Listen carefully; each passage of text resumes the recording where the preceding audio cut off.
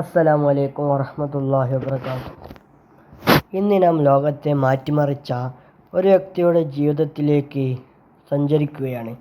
അന്ധകാരം നിറഞ്ഞിരുന്ന ഒരു കാലത്തെ പ്രകാശത്തിലേക്ക് ഉയർത്തിയ മനുഷ്യൻ മുഹമ്മദ് നബി സല്ലല്ലാഹു അലൈഹി വസല്ലം തങ്ങളാണ്.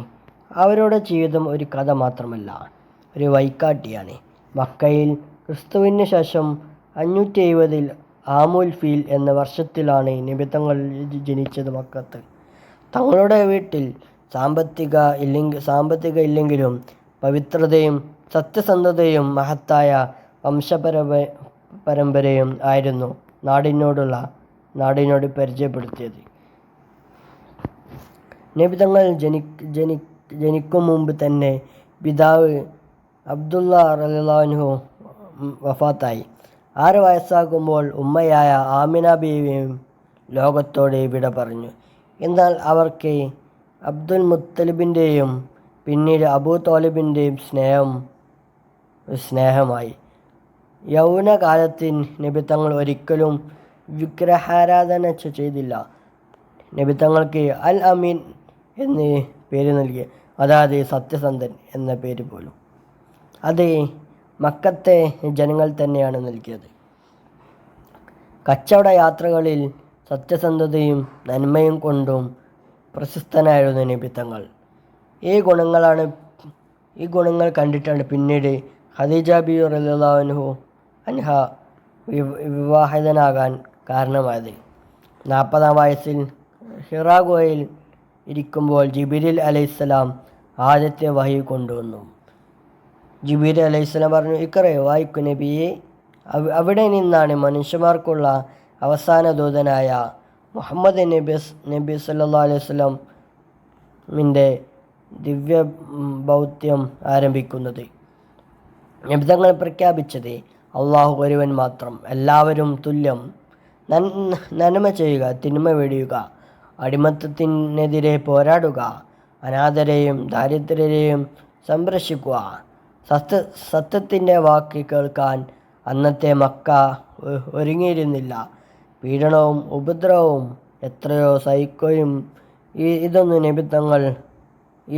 നബി തങ്ങൾ തകർന്നില്ല.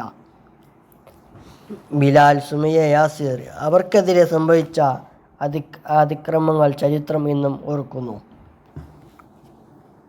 അവസാനം അള്ളാഹുവിൻ്റെ അനുമതിയോടെ നബി തങ്ങൾ മദീനയിലേക്ക് പോയി.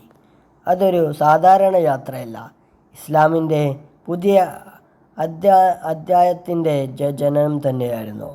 അവിടെ അദ്ദേഹം നന്മയും നീതിയും സമാധാനവും നിറഞ്ഞൊരു സമൂഹം നിർമ്മിച്ചു.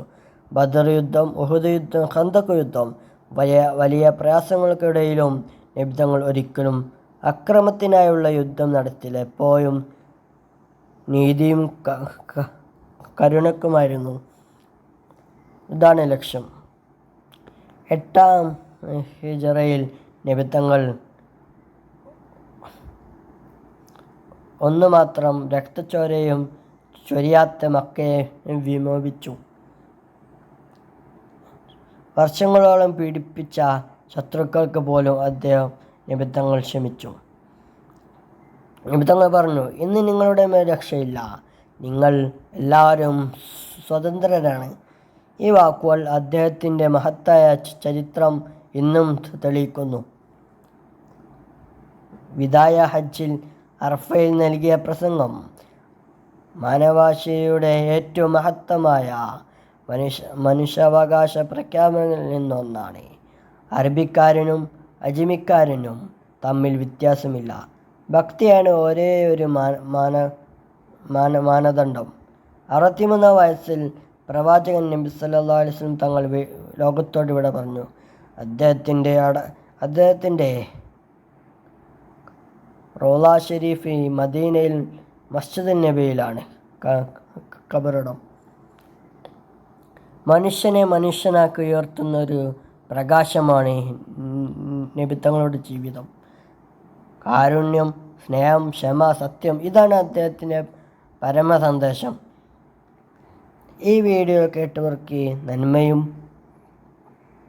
പ്രചോദനം ലഭിക്കട്ടെ. ആമീൻ. അസ്സലാമു അലൈക്കും വറഹ്മത്തുള്ളാഹി.